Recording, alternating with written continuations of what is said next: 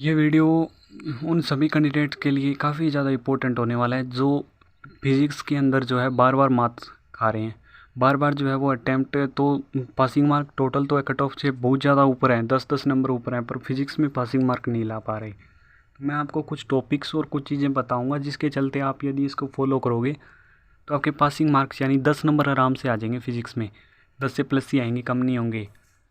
तो मैं आपको सबसे पहले चीज़ें बता दूं कि न्यूमेरिकल आपके पेपर में एयरफोर्स में स्पेसिफिक डिस्कस कर रहा हूँ।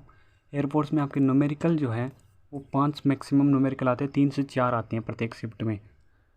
तो आपका जो है न्यूमेरिकल का ये रूल है कि कुछ चैप्टर्स में फिक्स है न्यूमेरिकल, उन्हीं चैप्टर में से आता है।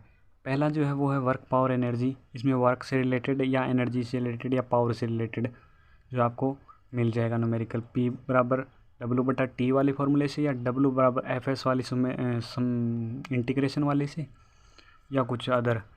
ग्रेविटेशन से आपका G के मान में परिवर्तन वाला क्वेश्चन बार बार पूछा जाता है, ये परसेंटेज में वगैरह में सब कुछ में आपको वो चीज़ आपको हाइट के साथ गहराई के साथ वो डिस्कस कर लेनी है। उसके बाद V=IR, ओम्स लॉ से क्वेश्चन आ सकता है। कैपेसिटर से आपका जो है Q=C=Q/V होता है शायद, उससे आ सकता है। ठीक है, प्रेशर के बेस्ड भी क्वेश्चन आ सकते हैं, कोई दिक्कत नहीं है। P=F/A से। इलेक्ट्रिक फील्ड से आपका फिक्स क्वेश्चन आता ही है। इलेक्ट्रिक फील्ड नहीं, मैग्नेटिक फील्ड से फिक्स क्वेश्चन आता है एक न्यूमेरिकल। इलेक्ट्रिक फील्ड का कह नहीं सकते, आ भी सकता है, नहीं भी आ सकता। ठीक है, इसके बाद मैं आपको बता दूं कि ये तो थी न्यूमेरिकल की कहानी। न्यूमेरिकल में आप मान लीजिए इतने चैप्टर्स क्लियर कर लीजिए। ठीक है, इसके बाद मैं आपको इन चैप्टर्स को 10 चैप्टर बताऊंगा, इनको पूरे ढंग से तैयार कर लेना, पासिंग मार्क्स आएंगे इससे। वर्क पावर एनर्जी से एक थ्योरी का एक क्वेश्चन आएगा। यूनिट एंड डायमेंशन से आपको एक यूनिट पूछी जाएगी या डायमेंशन पूछी जाएगी। ठीक है, या सेम डायमेंशन वाले पूछे जाएंगे। फ्रिक्शन से आपका पक्का क्वेश्चन आता है थ्योरेटिकल। ग्रेविटेशन से आपका एक न्यूमेरिकल एक थ्योरेटिकल। सरफेस टेंशन से ये किसका उदाहरण है, ये किस पे बेस्ड है, ये सब चीज़ें हैं जो हैं वो पूछी जाती है। थर्मोडायनेमिक्स में आपका जो कार्नो इंजन है, हर बार आप देखते भी होगे, कार्नो इंजन ढंग से तैयार कर लेना। एक जो ऊष्मागतिकी के फर्स्ट लॉ और शून्य लॉ किस पर आधारित है, ताप पर, और एक जो ऊर्जा संरक्षण पर, ये सब चीज़ें कवर कर लेना। ठीक है, उसके बाद आता है EMW, इलेक्ट्रोमैग्नेटिक वेव। इसमें वो विद्युत चुम्बकीय तरंगों में क्या करना है आपको, सारी तरंगों की एक जो टेबल दी होगी ल्यूसेंट में, उसको आपको याद कर लेना। तरंग दैर्ध्य का क्रम, किसकी ज़्यादा किसकी कम, किसकी आवृत्ति कम किसकी ज़्यादा आवृत्ति, ये सब चीज़ें याद कर लेना।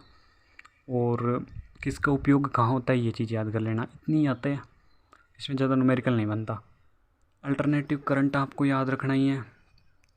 XL=ω, X=1/ωc। यहाँ से न्यूमेरिकल आ सकता है, और आपको इस चैप्टर से क्वेश्चन देखने को मिलेगा ही मिलेगा अल्टरनेटिव करंट। तो आप ढंग से पढ़ लेना, इतना कोई टफ है नहीं।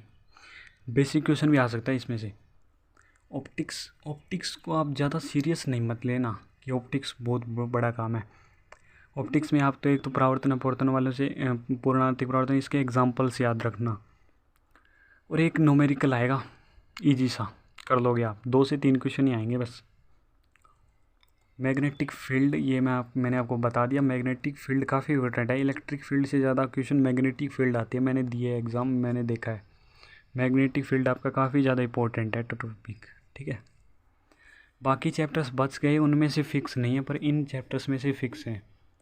ग्रेविटेशन को तो आप मतलब वर्क पावर एनर्जी, ग्रेविटेशन और unit and dimension, in 3 chapter, और थर्मोडायनेमिक्स में कार्नो इंजन, इनको तो भाई आप, मैं कह रहा हूँ पूरा रट्टी दो, इनमें से फिक्स आएगा। और बाकी चैप्टर्स में से आएगा, पर इनमें से 100% गारंटेड है, लिखवा लो मेरे से। इसके बाहर जो आपका पासिंग मार्क्स नहीं जाएगा, पासिंग मार्क्स आपका आसानी से हो जाएगा। इसके बाद में भी अगर कोई डाउट हो तो कमेंट करके पूछ लेना, यही मेरी जानकारी देना मेरा उद्देश्य था। ठीक है भाई, ओके बाय, जय हिंद, जय भारत।